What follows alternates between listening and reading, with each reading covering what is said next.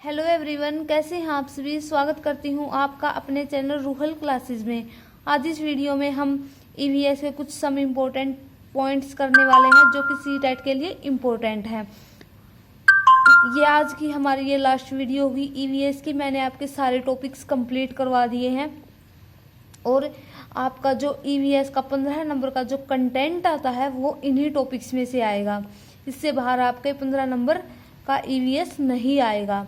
और आपकी जो 15 नंबर की ईवीएस की पेडागोजी होती है वो बहुत ही आसान आती है। अगर आपकी थोड़ी सी भी प्रैक्टिस है आप उसे भी आसानी से क्लियर कर सकते हो। तो आप अपने नोट्स बना रहे होंगे, जैसे कि मैंने आपको कहा था कि अगर आप अपने नोट्स बनाओगे तो आपका एग्ज़ाम क्लियर होने के चांस ज़्यादा बढ़ जाते हैं। तो आई होप मैं जो करवा रही हूँ वो आपको पसंद आ रहा होगा। और मैं सिर्फ वही चीज़ें करवा रही हूँ, मैं बार बार यही बोल रही हूँ कि जो चीज़ें इम्पोर्टेंट है वही आपको करवाई जा रही हैं। तो let's start the video. First point है मृत सागर। देखिए, मृत सागर के बारे में कई बार सीटेट में पूछा जाता है कि मृत सागर होता क्या है। दुनिया का सबसे नमकीन सागर है। मृत सागर के 1 लीटर पानी में लगभग 300 ग्राम नमक होता है। जो मृत सागर होता है ना, मृत सागर एक समुद्र है जिसमें 1 लीटर पानी में 300 ग्राम नमक पाया जाता है। यानी कि उस सागर के पानी में इतना नमक है, अगर आप 1 लीटर पानी को सूखने के लिए डाल दोगे ना तो वहां पर 300 ग्राम नमक आपको मिल जाएगा। मृत सागर में हम ऐसे तैरते हैं जैसे कि लेटे हुए हों।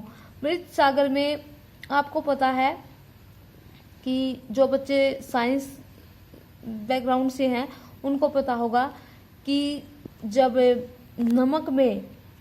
पानी में नमक की मात्रा बढ़ जाती है तो क्या होता है, पानी का घनत्व बढ़ जाता है, जिससे चीजें डूबती नहीं है बल्कि तैरती हैं। और ज्यादा नमक होने के कारण क्या होता है, जो मनुष्य होता है वो डूबता नहीं है, उसको तैरने के लिए इतनी मेहनत भी नहीं करनी पड़ती क्योंकि पानी का घनत्व क्या है वो ज्यादा होता है।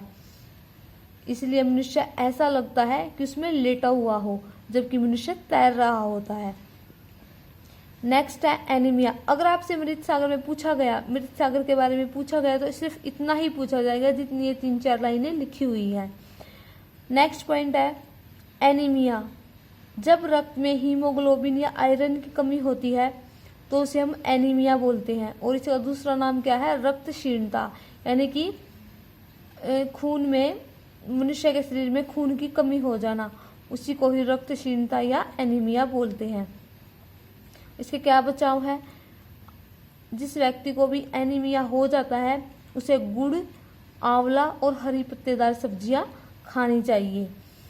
आपसे सीटेट में सिर्फ यही पूछा जाता है कि एनीमिया कब होता है या फिर एनीमिया के क्या बचाव है। ये 2 ही क्वेश्चन आपसे सीटेट में पूछे जाते हैं। नेक्स्ट पॉइंट है पोचमपल्ली।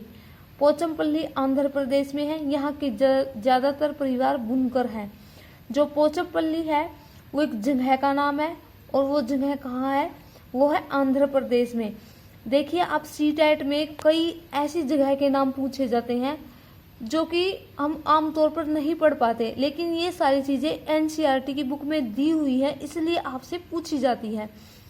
और ये चीजें इसलिए पूछी जाती हैं क्योंकि ये बेसिक जो हमारी नीड्स होती है उनसे रिलेटेड होती हैं।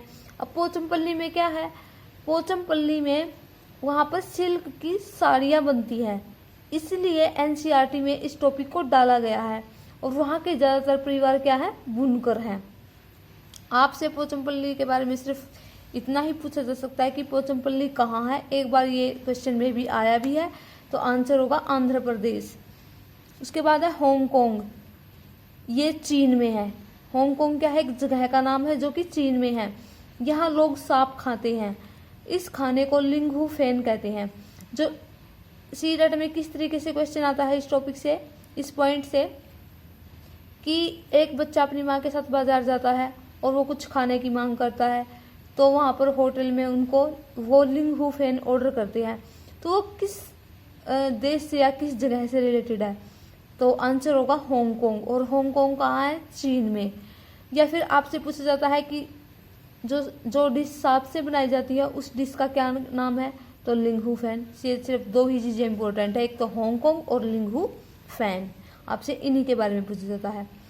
पक्षी, पक्षी के कान दिखते नहीं लेकिन पक्षियों के कान दिखते नहीं लेकिन सिर के दोनों तरफ वह छोटे छोटे छेद होते हैं, पंखों से ढके रहते हैं। और ये टॉपिक में आपको ये पॉइंट पहले ही डिस्कस कर चुके हैं। नेक्स्ट है जानवर। जानवरों की खाल पर डिजाइन उनके शरीर पर बाल होने के कारण होता है। सीटेट में किस तरीके से क्वेश्चन आता है इस पॉइंट से, एक बार पूछा गया था, चीता, आई थिंक चीता ही था, कि चीते की खाल पर जो डिजाइन बना होता है, आपने देखा होगा कि ब्लैक या ब्राउन कुछ इसी कलर की लाइनें सी होती हैं चीते के शरीर पर, वो किस कारण होती हैं? तो वो होती है उसकी खाल पर वो डिजाइन होता है और उनके शरीर पर बाल होने के कारण होती है।